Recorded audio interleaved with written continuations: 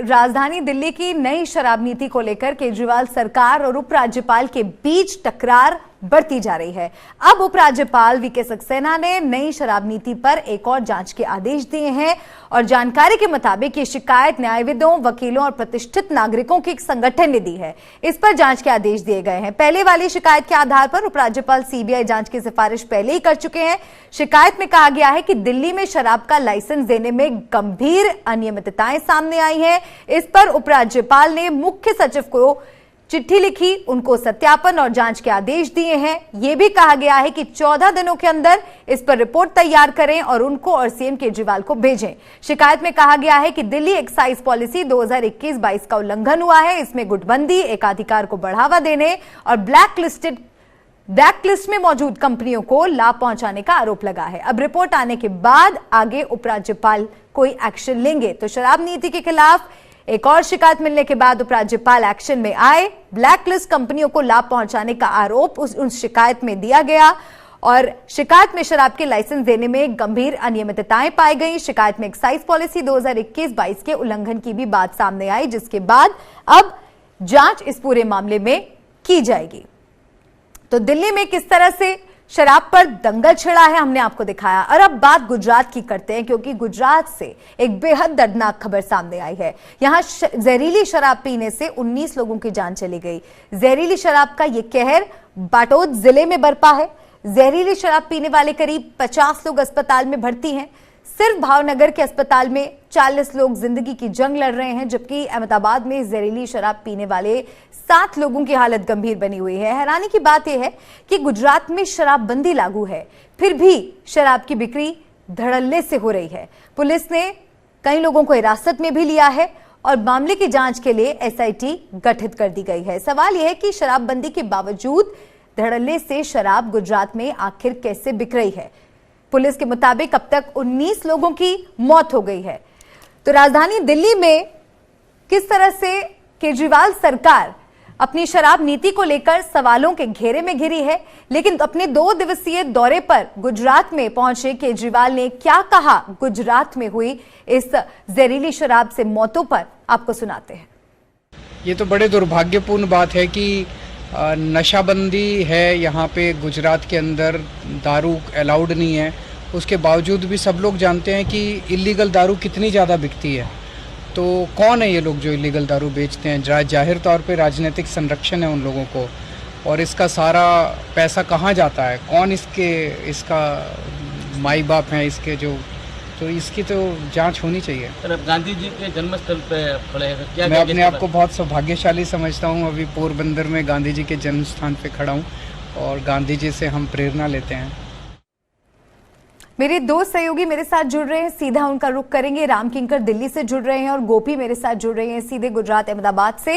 राम, आपके पास सबसे पहले आते हुए, अभी हमने दर्शकों को सुनाया अरविंद केजरीवाल का बयान जब वो गुजरात में मौजूद थे और किस तरह से जांच होनी चाहिए ये उन्होंने कहा, लेकिन खुद अपनी शराब नीति को लेकर दिल्ली में सवालों के घेरे में अरविंद केजरीवाल। देखिए, बिल्कुल, और जिस तरह से मुख्य सचिव की रिपोर्ट आई है और मुख्य सचिव की रिपोर्ट के हवाले से मैं बात कर रहा हूं, उसमें साफ तौर पर कहा गया है कि सरकार जो कह रही है कि 1484 करोड़ का उसे राजस्व का फायदा हुआ है, लेकिन मुख्य सचिव की रिपोर्ट में ये बात सामने आई है कि तकरीबन 984 करोड़ के आसपास, 980 करोड़ के आसपास तो वापस कर दिया गया उन लोगों को जो कि कोविड के दौरान उनको एक छूट दे दी गई। तो इससे घाटा हुआ है। तो एक तरफ सरकार कह रही है कि फायदा हुआ है और मुख्य सचिव की रिपोर्ट कह रही है नुकसान हुआ है। इसी आधार पर एलजी ने साफ तौर पर कहा है और कि सबसे पहले तो सिफारिश किया कि सीबीआई जांच हो, और दूसरा अब ये कहा है कि कम से कम उन अधिकारियों, मुख्य सचिव को कहा है कि उन अधिकारियों की आप लिस्ट दीजिए जो इसमें पूरे इन्वॉल्व थे, कि उन्होंने किस तरह से काम किया। और बकौल एलजी का रिपोर्ट ये कहता है कि उन अधिकारियों ने बियॉन्ड द लिमिट जाकर के कुछ ऐसा किया जिस वजह से कानून का उल्लंघन हुआ। जिनमें दिल्ली एक्साइज एक्ट का उल्लंघन तो हुआ ही हुआ, the government of NCT act 1991 का भी उल्लंघन हुआ है। तो कई सारी ऐसी चीजें हैं जिसके आधार पर ही एलजी ने न केवल सीबीआई जांच की सिफारिश की है, बल्कि उन्होंने अधिकारियों के रोल के बारे में भी साफ तौर पर कहा है और उसका रिपोर्ट भी मांगा है। अब देखना यह है कि क्या कुछ होगा। लेकिन ये जो स्थिति है नई शराब नीति को लेकर, ये जब पिछले साल नवंबर में लागू हुई थी, तब से लेकर आज तक यह हमेशा विवादों के घेरे में है। सरकार ने कहा था कि इससे दिल्ली में, जैसे हमने देखा कि गुजरात में आज जो है शराब से इतने लोगों की मौत हो गई, दिल्ली में शराब से लोगों की मौत भी हुई है, लेकिन दिल्ली में आजकल के दौर में हम देखें तो मुझे नहीं लगता कि इस साल के जनवरी से लेकर अभी तक में कोई एक ऐसा केस आया हो, या फिर एक दो केसेस छिटपुट हो सकते हैं। लेकिन प्राइवेट पॉलिसी जब से आई है, यानी जब से सरकार ने ये कह दिया है कि अब सरकारी वेंडर इसमें नहीं होंगे, सिर्फ और सिर्फ प्राइवेट वेंडर होंगे, तो इसके पीछे जो मकसद था वो यही था कि सरकार की उपलब्धता जब होगी तो लोग जहरीली शराब नहीं पिएंगे, यानी वो शराब जो मानकों पर नहीं होगी, और साथ ही साथ वो शराब जो कि लिकर माफिया यहाँ पर बेचता। तो तकरीबन 850 के आसपास ये लाइसेंस वेंडिंग की दुकानें थी, और कहा गया, और एक आंकड़ा था कि कई वार्ड ऐसे हैं जहां पर ये दुकानें है ही नहीं, गायब हैं। तो जब ये नई पॉलिसी लाई गई तो आधार यही बनाया गया कि दो चीजों का इससे फायदा होगा। एक ये होगा कि समान वितरण होगा शराब का हर एक वार्ड में, तो कोई मानक से संबंधित शराब ही खरीदेगा और वो कोई जहरीली शराब या दूसरी कच्ची शराब नहीं पिएगा। दूसरा, इससे सरकार को रेवेन्यू मिलेगा, और जब ओपन मार्केट में ये कंपनियां आएंगी तो सबको ठीक ठीक दाम पर मिलेगा। तभी हमने देखा कि किस तरह से काफी ज्यादा छूट बीते दिनों हम लोगों को और तमाम दिल्ली के लोगों को मिल रही थी।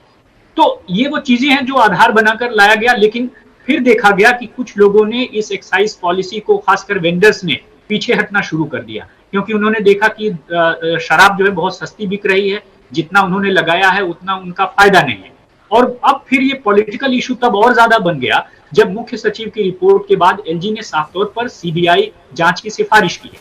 तो अब देखना यह है कि जैसा अभी मैं सुन रहा था कि राजनीतिक पार्टियां, अब आम आदमी पार्टी और दिल्ली बीजेपी लगातार हमलावर है, क्योंकि 2015 से जब से आम आदमी पार्टी की सरकार बनी है तब से न केवल शीला दीक्षित का कार्यकाल खत्म हुआ, बल्कि शीला दीक्षित के तमाम वोटर्स शिफ्ट हो गए, जो है कांग्रेस के तमाम वोटर्स शिफ्ट हो गए आम आदमी पार्टी की तरफ।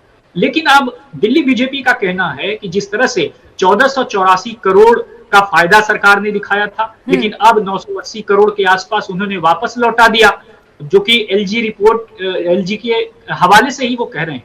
तो ऐसे में उनका बाकायदा प्रोटेस्ट इस बात का है कि न केवल मनीष सिसोदिया इस्तीफा दें, और साथ ही साथ कल कांग्रेस का प्रोटेस्ट हुआ था पटपड़गंज विधानसभा के अंतर्गत, उसमें साफ तौर पर उन्होंने दिल्ली के मुख्यमंत्री अरविंद केजरीवाल से भी इस्तीफे की मांग की है। तो साफ तौर पर अब राजनीतिक जो सरगर्मी है और ज्यादा बढ़ेगी, और भले ही अब बारिश का मौसम है, कभी बारिश हो जाती है, उमस बढ़ जाती है, लेकिन जो राजनीतिक तापमान है वो जब से ये एलजी ने सीबीआई जांच की सिफारिश की है तब से ये बहुत ज्यादा जो है राजनीतिक तापमान बढ़ा है। मलिका।